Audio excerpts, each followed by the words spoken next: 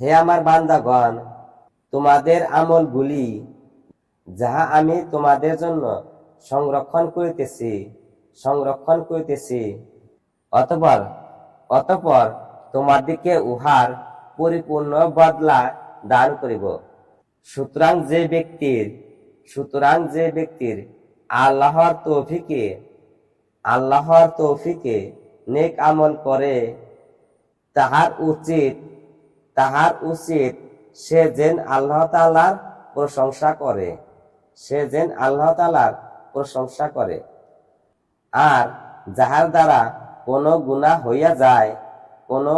হইয়া যায় সে যেন স্বীয় নফসকে তিরস্কার করে, কেননা নফসের প্রলোভনেই তাহার দ্বারা গুনাহ প্রকাশ